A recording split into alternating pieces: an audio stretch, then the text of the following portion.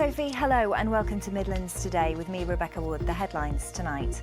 Poor connection and digitally excluded. The West Midlands has the fewest people with internet access in the country. I found there were so many things I wanted to find out about, but I couldn't because I didn't have the ability to work the internet. Our reports found the government doesn't have a credible strategy to tackle the problem. We'll be asking how the region moves forward.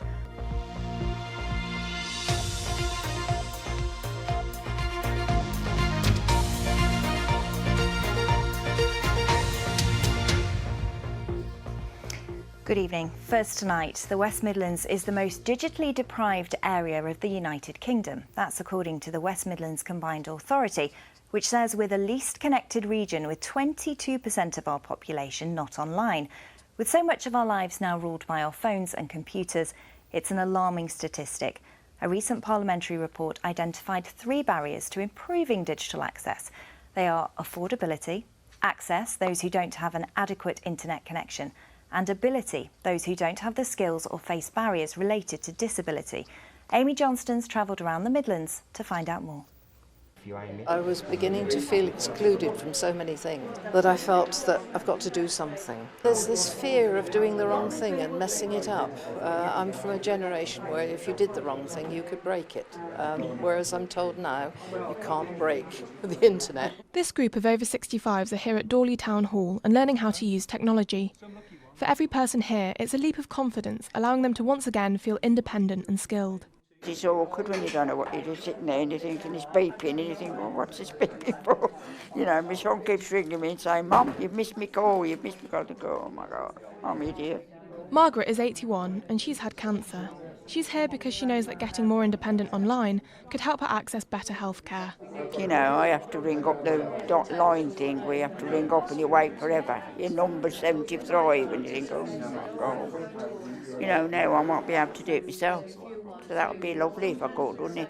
While more people over 60 are now confident with technology, there are still 2.4 million people in the UK who cannot complete basic tasks such as opening an internet browser.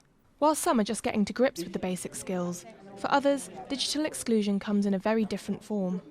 Slade Primary School is part of the Arthur Terry Learning Partnership, a multi-academy trust which is committed to supporting every child and teacher with an iPad throughout their time there. A lot of our families might not have had any sort of technology at home or any sort of device at home, and if they did, maybe it was shared between their parents and other siblings.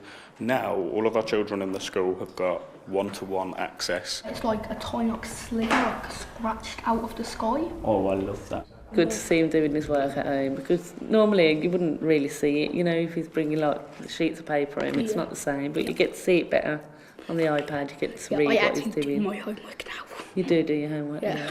So I don't think I would have been able to buy him one myself, so it's great that they're providing them. But not everyone can benefit from schemes like this, and affordability for many is still a barrier to access. The cost of living has been significantly impacting the digital divide. Last year, 1 million people reduced or disconnected from their broadband due to rising costs. But even those who do have a broadband connection can't guarantee it'll be up to speed. This street in Bloxwich suffers download speeds 26 times slower than the UK national average. When I'm on Zoom calls, when I'm trying to do like my uni work and other stuff, like there's literally an issue, like it's not up to speed, like it's a lot of buffering. It works for a while and then it just cuts off, and my wife would have been affected a lot because she's a computer programmer. But luckily she works in the office as well, but definitely she couldn't have worked from home, no. In the West Midlands, 1 in 5 people are not online, a statistic the West Midlands Combined Authority aims to reduce by 2026. Amy Johnston, BBC Midlands Today. Well, Hafsha Databank is the director of Get Families Talking, a training company which works with families and communities to overcome some of the barriers to digital inclusion. Hafsha, thanks for being with us tonight. So how widespread a problem is this? This is a huge problem, and as we saw in that film as well, we have 10 million people who lack the basic digital skills needed to get online. Coupled with that, there are 2 million households who don't have internet access. Now you imagine, breaking this down, not having access means not being able to get onto the internet. How do you manage your life? How do you manage your health if you can't get online? How do you manage your banking? How do you get onto government services? everything from universal credit to managing your benefits to getting onto the housing benefits, everything is online. But more importantly, it's about children as well. So for children, homework is now set online. How does a child do their homework online if a family don't have internet access? So a lot of hows there. How do we overcome that? How do we move forward? Yeah, and the important thing here is how do we build and develop those aspirations for families? We need to do it through providing data, devices and skills. Just as we heard in that film, it is about data, devices and skills. Parents need to have the skills so that they can help their children to get online.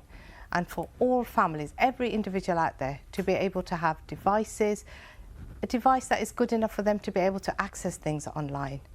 And also the data. Data is a huge problem. Data is now seen as being as essential as food.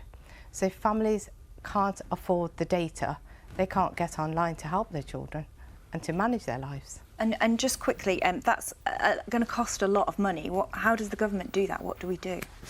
Well, at the moment we have, through Good Things Foundation and the National Databank, we have 1,200 hubs that have been set up across the country, all providing free access to data. And this is huge, this is. So a data bank is very much like a food bank. And that's one way that we're doing this, through very many different telephone companies and organisations who are helping us. And organisations like ours as well, Get Families Talking, we're out there helping communities, helping individuals to get online by providing the devices and the data and the skills. Hafsha, thank you very much for joining us tonight.